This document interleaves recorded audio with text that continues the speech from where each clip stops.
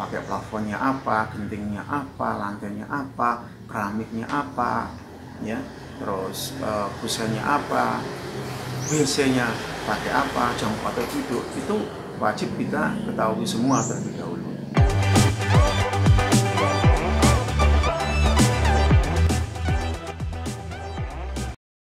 Halo, Assalamualaikum warahmatullahi wabarakatuh. Bertemu kembali dengan saya di channel YouTube Edi Winarno.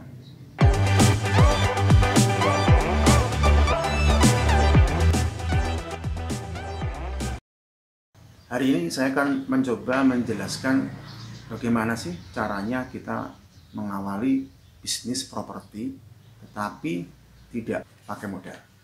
Ada yang bertanya ke saya, apakah bisa memulai bisnis properti tanpa modal? Seperti yang disampaikan oleh para pejuang-pejuang entrepreneurship ya, bahwasanya modal itu nomor sekian. Yang utama atau yang pertama itu adalah masalah keberanian. Berani untuk mengambil risiko, berani untuk memutuskan untuk memulai, ya, dan berani untuk menjadi kaya alias mendapatkan uang dari hasil jerih payah kita nanti. Saya akan menjelaskan secara singkat saja langkah-langkah kita jika kita memang ingin menjadi pebisnis ya, yang dimulai dari nol tanpa modal ya, dan kita langsung nanti bisa dikasih embel-embel menjadi pengusaha properti. Jadi kira-kira bagaimana langkah-langkahnya untuk memulai bisnis tanpa modal ya di bidang properti? Yang pertama, kita coba cari ya, iklan atau kompleks perumahan ya, yang sedang dipasarkan oleh para developer atau pengembang, atau cari rumah-rumah yang dijual secara pribadi. Ada ya beberapa penjual itu yang hanya membuat 1 atau 2 atau 3 rumah ya, dan dipasarkan secara mandiri. Nah, coba datangi kompleks atau tempat-tempat atau lokasi perumahan yang dijual tersebut. Cari informasi ya, siapa pemilik dari rumah yang dijual tersebut. Jika kita sudah memiliki informasi yang komplit tentang siapa penjualnya, kemudian nomor HP-nya berapa, jangan sungkan untuk menghubungi. Anggap saja seolah-olah kita seperti benar-benar mau membeli rumah, mau membeli properti. Anggap saja kita punya uang, meskipun kita masih kurang. Selanjutnya informasi-informasi harus Anda dapatkan ya ke penjual tersebut jika Anda sudah bisa menemui, mulai dari harga, mulai dari spesifikasi atau deskripsi tentang rumah yang dibuat gitu ya, pakai plafonnya apa, gentingnya apa, lantainya apa, keramiknya apa ya, terus busanya apa, WC-nya pakai apa, jam atau duduk, itu wajib kita ketahui semua terlebih dahulu. Ya, berlagaklah seolah-olah kita mau beli ya. Kan kalau cuma lihat kan tidak harus membawa uang ya, jadi cukup kita yakin gitu ya, dan memastikan informasi yang diperoleh dari penjual itu bisa kita rekam, kita simpan untuk database kita. Usahakan untuk pencarian informasi ke penjual itu tidak perlu lama-lama, berjam-jam, jangan ya, nanti penjualnya akan marah atau bete kalau tahu ada atau kita nanti tidak jadi beli, justru malah bertanya. Cukup 10 menit, 15 menit kita menanyakan semua yang perlu kita dapatkan informasinya. Jika informasi-informasi yang sudah diperoleh dari penjual itu kita rekam, kita simpan ya, minimal di otak kita.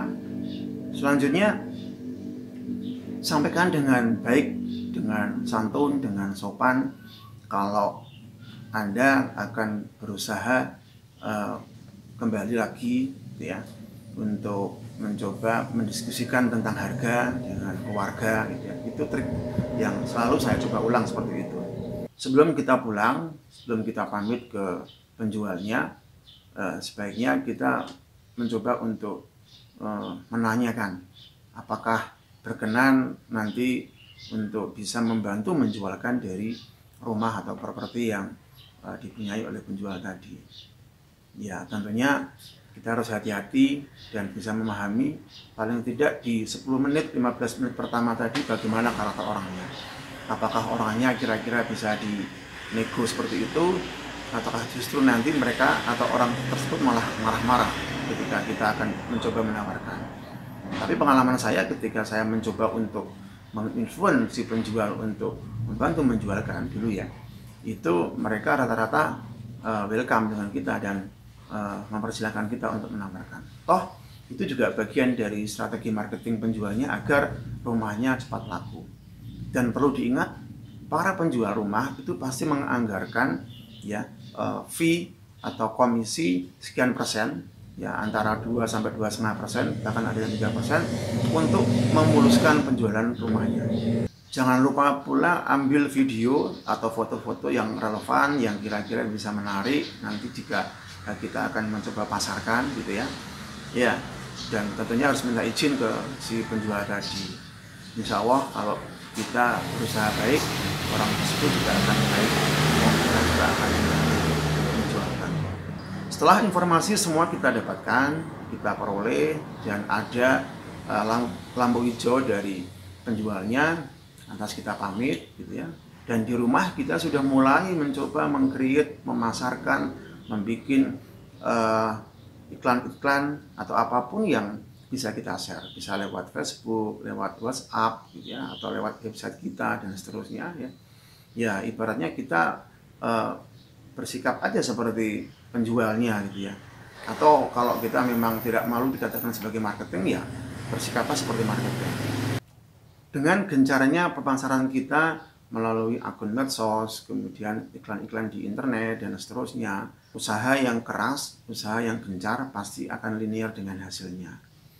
Ya, seorang yang berpikir secara entrepreneurship itu pasti harus punya keyakinan terlebih dahulu bahwa setiap usaha, setiap pencapaian, setiap proses itu pasti akan menghasilkan linear ya dengan apa yang kita upayakan.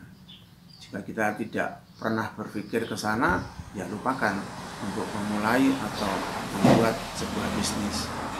Nah, dari model yang nanti kita kumpulkan, pertama bagi teman-teman atau rekan-rekan yang masih pemula, ya mungkin bagi mahasiswa atau pelajar yang ingin mencoba peruntungan ya di bidang entrepreneurship, terutama di properti, ya dengan upaya untuk mencari informasi, berusaha menjualkan tentang properti, pasti lambat laun ya, bulan demi bulan, tahun demi tahun, itu kemampuan untuk mengasah pemasaran maupun hal-hal yang berkaitan dengan properti pasti akan meningkat. Dan nanti pasti ide-ide luar biasa itu akan muncul di sana. Seorang pengusaha besar, seorang pengusaha properti yang besar pasti juga tidak akan langsung besar. Karena dengan modal besar saja itu belum cukup. Kalau dia tidak pernah belajar mulai dari nol bagaimana ya membuat bisnis, bagaimana memasarkan bisnis, ya, bagaimana membangun relasi, membangun jejaring, ya, membangun komunikasi dengan orang, dan bagaimana supaya kita bisa meyakinkan dari setiap apa yang kita sampaikan, apa yang kita kerjakan, orang lain itu akan yakin dengan kita. Karena kunci keberhasilan seseorang dalam bisnis itu adalah keyakinan dan kepercayaan. Kalau dari awal saja kita sudah banyak, kalau orang Jawa bilang belenjani janji gitu ya, atau mungkin tidak sesuai omongan dengan perbuatan kita, pasti orang lain juga tidak akan pernah percaya. Tipsnya adalah ketika kita berusaha maksimal sesuai dengan kemampuan kita, belajar terus setiap hari ya, mengimprove segala skill, soft skill kita ya, dan bagaimana cara kita mengkomunikasikan semuanya dengan orang lain dengan baik gitu ya. Dan ada goal di ujung sana, yaitu goal untuk bisa menjadi orang besar, untuk bisa menghasilkan sesuatu yang itu kita impikan sejak kecil ya, untuk jadi orang kaya misalkan, atau orang yang sukses ya, pasti insya Allah Tuhan akan meridhoi kita. Ya, demikian penjelasan singkat tips dan trik bagaimana cara kita untuk memulai bisnis properti tanpa modal. Semoga bermanfaat. Terima kasih. Wassalamualaikum warahmatullahi wabarakatuh.